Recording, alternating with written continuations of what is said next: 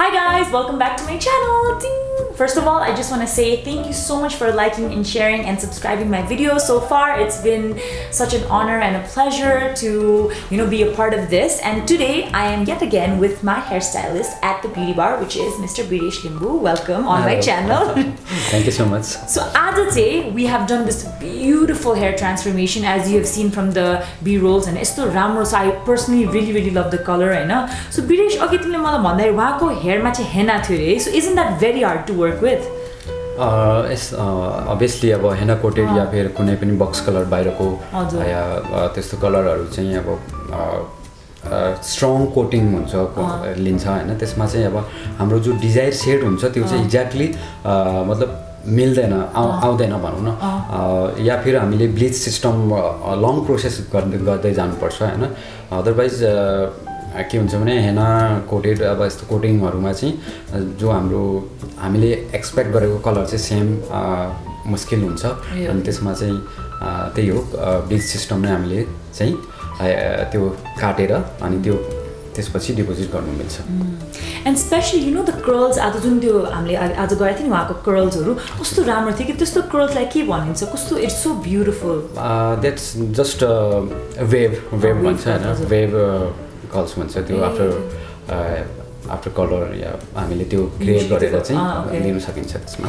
So एउटा question छ कति जनाले मलाई के कलर गर्ने जहिले मैले र्यान्डम कलरहरु गरेर आउँछ नि मान्छेले सोच्छ के कलर बट युजुअली मेरो फेडेड कलर हुन्छ. I think we need to do hair transformation हैन. सो मान्छेले भन्छ मलाई कस्तो हेयर कलर सुट गर्छ त्यस्तो भन्यो भने हामीले चाहिँ अब कसरी अब like lot of people are watching lot of girls are probably watching और मेन हैन. सो त्यस्तो बेलामा सोधेर आउँछ म कस्तो कलर गरौँ भन्दा उहाँलाई चाहिँ के आन्सर दिने त? अब उहाँ त्यस्तो आन्सर आउने बित्तिकै अब अभियसली अब त्यो स्टाइलिस्ट सँगै अब एकपल्ट हुन्छ. अनि त्यसमा अभियसली फेसको एउटा कन्टुर फेसको कम्प्लेक्सन हेरेर नै हुन्छ. बट के हुन्छ भने त्यसमा भन्दा पनि धेरै फोकस चाहिँ म चाहिँ कस्तो दिन्छु भने चाहिँ हेयरको कन्डिसन्स कस्तो छ, अलरेडी के कोटेड छ हैन.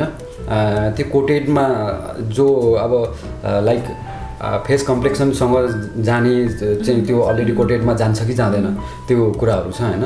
भनेपछि जो सिचुएसन डिपेन्ड अन सिचुएसन मै म चाहिँ धेरै फोकस लिन्छु. अनि जस्तो लाइक अब हुन्छ नि बक्स टाइपको जस्तो हामी भन्छ नि त्यो बजारमा पछि अब गाट्ने कति डिफ्रेन्ट ब्रान्ड्सहरुको छ हैन. बक्स टाइप लाउन साथै एकैछिनमा 45 मिनेट्स या 30 मिनेट्समै कलर आउँछ नि त.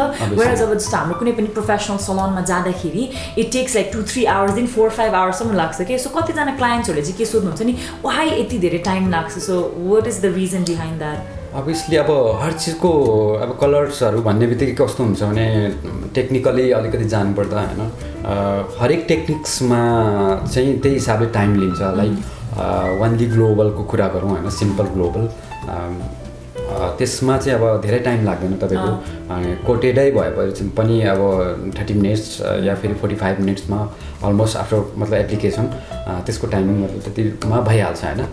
बट अब सेकेन्ड थिङ के हुन्छ भने लाइक हाइलाइट्स, ओम्ब्रे, वालियाज, माइक्रोब्ल्यान्ड्सहरु यस्तोहरु, बेबी लाइट्स, फैलियाज यस्तो टेक्निक्सहरुमा चाहिँ डिपेन्ड्स गर्छ. त्यसमा चाहिँ मतलब 2-3 आवर्स देखि लिएर हैन 5-6 आवर्स पनि लाग्न सक्छ. त्यो टेक्निक्समा चाहिँ तपाईको डिपेन्ड्स भर्छ. मलाई पनि like remember the pictures you showed me of the baby lights मलाई कस्तो गर्नु मन छ. So definitely we are gonna try that guys.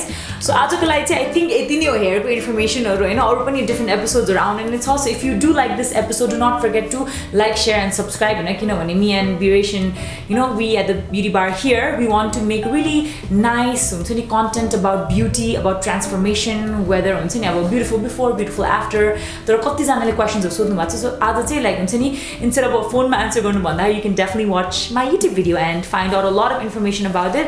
अहिलेको लागि चाहिँ we are gonna go. So thank you so much for watching. By.